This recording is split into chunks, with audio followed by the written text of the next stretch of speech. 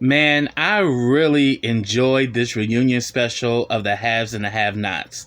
Let's talk about it, y'all.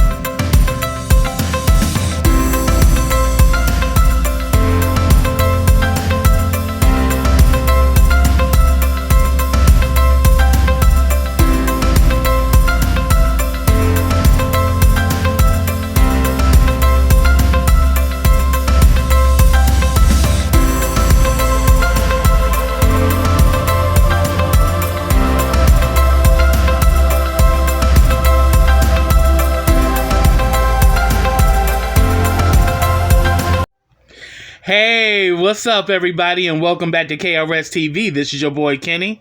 Now, remember, subscribe to my channel, and click that bell so you can get notifications every time I drop a video. Also, follow all the information I have in the description box, as well as the comment section.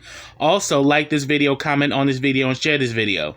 And also, follow all the ads that premiere before this review. And make sure that you follow that information as well. Also, this is my review of the Have and the Have-Nots reunion special. This is part 1. Part 2 will appear next Tuesday. And also to share that Queen Sugar will be back in the fall, and I can't wait. And I must say, I truly enjoyed this reunion special. The Have and the Have-Nots appeared back in 2013. It's been running for 8 seasons. And there are a lot of memorable moments from the show, and I, for one, am definitely going to miss it. I mean, it had a good run, but this show is groundbreaking because, this was a show that was launched on OWN, which is owned by Oprah Winfrey, and Oprah Winfrey was also a part of the reunion as well. And, of course, the show was created and directed by Tyler Perry. And they actually held a reunion at the Tyler Perry Studios, and it was hosted by Egypt Sherrod. And I think she did a phenomenal job. And pretty much the whole cast showed up except for John Snyder. I wonder why. All tea, all shade. But he wasn't able to make it, but everybody else from the cast was there. They looked great, and they all were sharing some of their memorable moments on the show. And the actual finale was actually filmed 2 years ago. So this was the first time they've all been in the same space with each other in 2 years. And it was great to just see them all interact with each other. Tika Sumpter, who played Candace, seeing her memorable moments, and Crystal Fox, who played Hannah, and Tyler Lepley, who played Benny, Renee Lawless, who played Catherine, Aaron O'Connell, who played Wyatt, Peter Peros, who played David Harrington, Angela Robinson, who played the Ice Queen, Miss Veronica Harrington, and then you also had Gavin Houston, who played Jeffrey. And for all of them to share their memorable moments interacting with the fans. And it was just really amazing because this show has made a tremendous impact, for all of us, fans and supporters of the show. And it's made an impact in our community as well, because this was a show that was created by us. It was on a channel owned by a black woman. It was created by a black man. And this cast was just a phenomenal of, whites and blacks coming together, and they literally were like a family, behind the scenes. They all loved and respect each other's craft, and they worked very well together. And it was great to just see this other side, because I've been watching since season 1, and again, let me, give a shout out to my aunt Joyce Fields, who passed away a few years ago. She was the one that actually got me watching this show, because she would call up my mom and she would just tell us, like, y'all gotta watch this show, The Have and the Have Nots, child. Oh, this show is everything. And at the time I didn't have OWN, but once we got it, I actually watched it, and then I think I found it on Hulu. Once I got Hulu, I was able to watch back the season 1 that I missed, because I think I started reviewing it in season 3 or season 4, on my YouTube channel, but I've been a fan the whole time, so I was able to kind of like go back to previous seasons and talk about certain things in relation to what I was reviewing at the time. So I literally have watched it from season 1, and immediately I was a fan. I love the storyline. I love the characters. I love that it was pretty much like a nighttime soap opera, and it was just like a talking piece. And I was getting crazy reviews, crazy views, from my reviews of this show on my YouTube channel, KRSTV. And I felt honored doing the show, because I was truly a fan of it. I mean, because I'm a huge Tyler Perry fan. I mean, I've been following Tyler Perry ever since he was doing, the plays, like from Diary of a Mad Black Woman and Medea's Family Reunion. I've been a fan of his ever since, and I think I also want to give honor to my grandmother, Mary Davis, who's also passed on. She was the one who turned me on to Tyler Perry, because she started doing she had the tape of his play, Diary of a Mad Black Woman and Medea's Family Reunion, and I immediately became an instant Tyler Perry fan. And to see how Tyler has progressed from doing the plays to now having his own studio lot, and now he's doing TV shows as well as movies. I mean, Tyler Perry has come a long way. So to see that this show is being celebrated was just magnificent. I mean, even though towards the last seasons the show didn't have the same, caliber as it once had, but I was still a loyal supporter, because I believe that I'm a true supporter of Black excellence and Black greatness. So anytime I see people of color doing great things, I'm always gonna support 100%, because I will want the same for myself, and I think that's pretty much the message, is that we need to support each other more and support each other's content and actually raise each other higher. And I just really was just a huge fan of this show. It was always a talking piece. I mean, even up to the point when my aunt Joyce passed away, that was the last things I did with her before she passed, was watch the Have and Have Nots with her. And I was just cutting up a storm with her, and that's something I will always remember, because that's something that I will always cherish, that this show actually brought me and my aunt Joyce closer together. And there were times like when we were in transition, we would come to her house and watch it with her, and we would have like popcorn and everything, and we would just, have our moments where we would just talk about the show and just be gagging off of some of the things that was going on. And I can honestly say that the Have and the Have Nots will be missed. It truly will be missed, because it was a show that spoke to everybody. It spoke to many different levels, as far as family, as far as love, as far as, sexual orientation, and coming to terms with, expressing your authenticity. I mean, this show covered so many different topics within the black experience. And, it's amazing, that they've had 8 long years and they produced so many great things. Now, personally, I had some issues with that finale, because there's certain things I wanted to happen.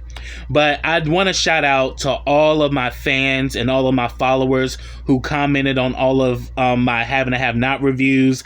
People who were looking for me like, when you gonna do the next review, Kenny? What's going on? I truly admire all of you, because you keep me going and you keep me motivated and you keep me in a space where I want to continue to create good content and actually not only entertain you guys, but also throw out gems.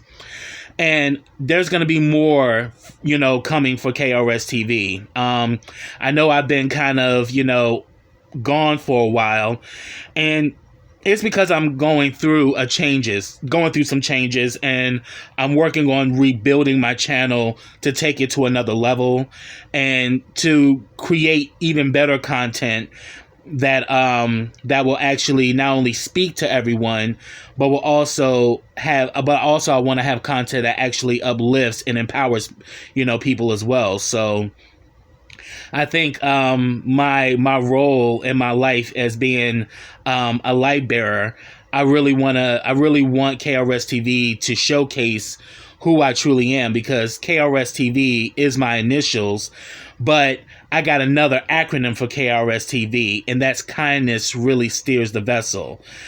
I am very kind at heart, and I want my kindness and my generosity to show with all the work that I'm doing, and that it will just magnify to even bigger and greater things for KRSTV in the future.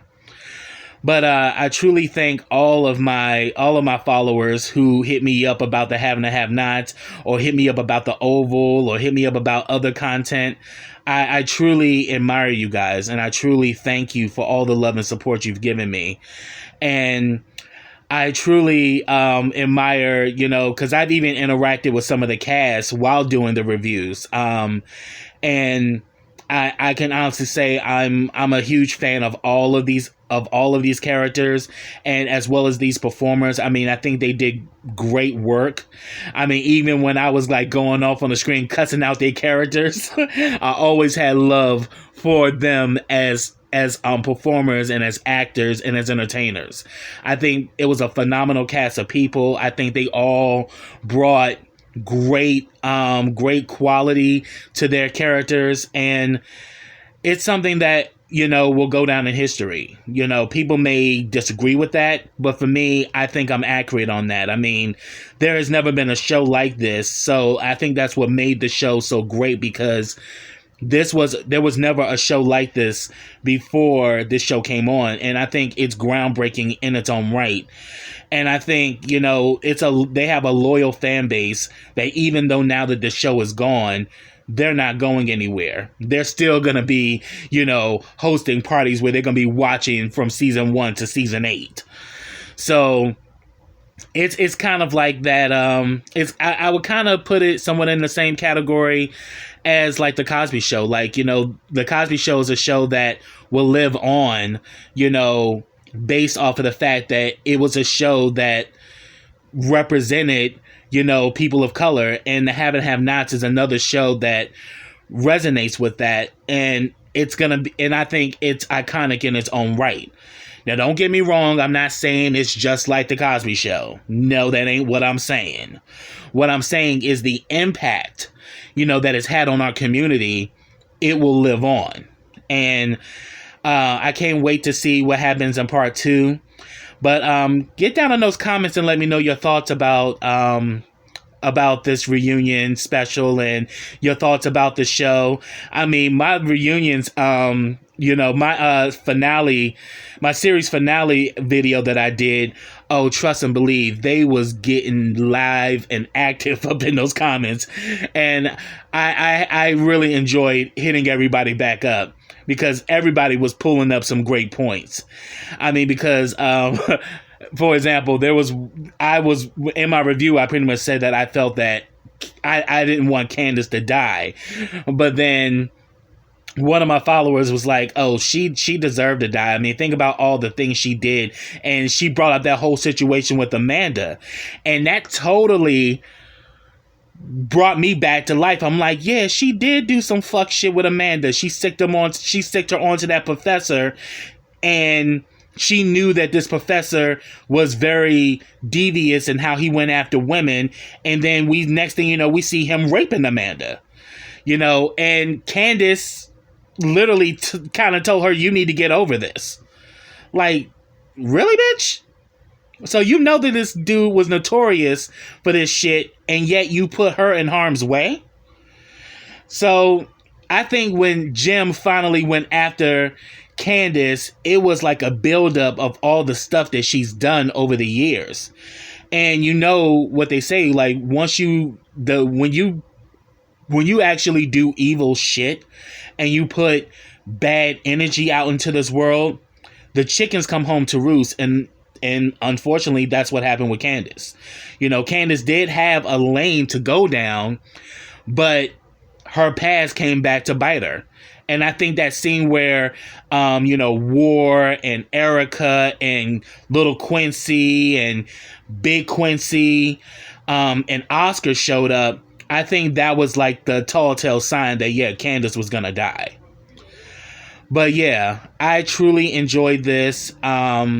Get down in those comments and let me know your thoughts about the haves and the have-nots, and give me your thoughts about this reunion special.